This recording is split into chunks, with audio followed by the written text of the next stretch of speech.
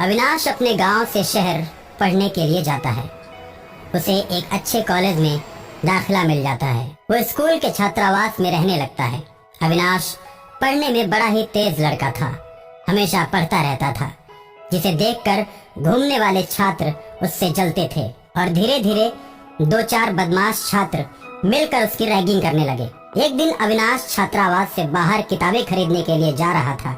जैसे ही वो चौराहे के पास पहुंचा, चारों बदमाश छात्र उससे मिल गए। अरे अविनाश, कहाँ जा रहे हो? यार आज तो संडे है, चलो पार्टी करते हैं। तुम भी हम लोगों के साथ पार्टी में शामिल हो जाओ, खूब मजे करेंगे भाई। अविनाश उनके साथ आकर टेबल पर बैठ जाता है। चारों खाने पीने की चीजें आपस में बांटते हैं। भाई अविनाश, और कुछ लोगे? नहीं यार, मुझे किताबें खरीद के पढ़ने जाना है। अरे दिन भर पढ़ते रहना, ये भी कोई बात हुई? ठीक है, अब मैं जा रहा हूँ। अरे ऐसी क्या जल्दी है भाई, बिल का तो पेमेंट करते जाओ। मेरे पास अभी पैसे नहीं है। ठीक है, तो इसके बदले तुम्हें और भी कुछ करना पड़ेगा।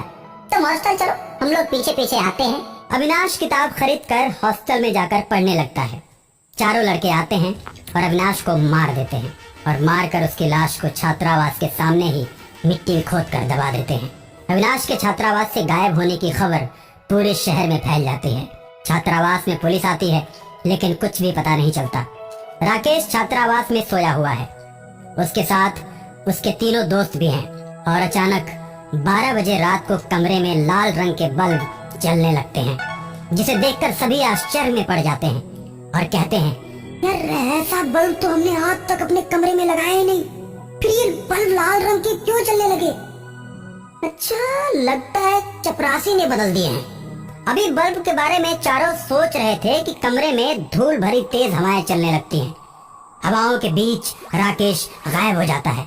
अविनाश राकेश को लेकर बाथरूम में पहुंचता है।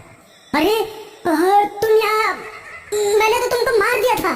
सिर्फ तुमने ही नहीं, उन तीनों ने भी मुझे मारा है। मैं किसी को भी जिंदा नहीं छोड़ूंगा। ऐसा कहकर अविनाश राकेश को मारकर बाथरूम का दरवाजा बंद कर देता है।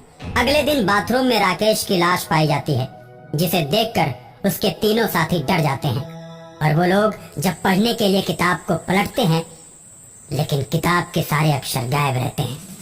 खून से किताब पर लिखा होता है, अब तुम लोग भी मारे जाओगे। और सुबह पुलिस स्टेशन जाकर दरोगा को सारी बात बताते हैं कि हमारे दोस्त राकेश को किसी ने बाथरूम के अंदर मार दिया है। उसके बाद पुलिस छात्रावास में आती है, छानबीन करती है, लेकिन कुछ भी पता नहीं चलता। कोई सबूत उनके हाथ नहीं लगता। आपके छात्रावास में 2 लड़के मारे जा चुके हैं। आपके स्टाफ के लोग क्या कर रहे हैं? कुछ आपकी भी तो जिम्मेदारी बनती है। आप भी अपने स्तर से इस बात का पता लगाइए और जो भी सूचना हो थाने में आकर हमें दीजिए। ठीक है, चलते हैं हम। ठीक है, अब मैं जाकर सभी को सतर्क कर देता हूँ। प्रधानाचार्य छात्रावास के सभी बच्चों को सावधान कर देता है और उनसे कहता है कि जैसे ही तुम लोगों को कुछ भी पता चले, 112 नंबर पर फोन लगाकर पुलिस को सूचित करो। अब राकेश भी अविनाश के साथ भूत बन जाता है। अब दोनों मिलकर उन तीनों दोस्तों को मार देते हैं। तीनों के कमरे से हाथ में खून से सना हुआ चाकू लिए हुए छात्रावास का गार्ड बाहर निकलता है, जिसे पुलिस पकड़ लेती है। थाने में गार्ड का चेहरा धीरे धीरे बदलने लगता है और एकदम से वह अविनाश बनकर खड़ा हो जाता है। मैंने ही सबको मारा है। मैं गार्ड के शरीर में प्रवेश कर गया था। राकेश को मैंने ही मारा, लेकिन इन तीनों को मारने के लिए मेरी आत्मा को गार्ड का सहारा लेना पड़ा। अब मेरा बदला पूरा हुआ और मेरी आत्मा मुक्त हो गई।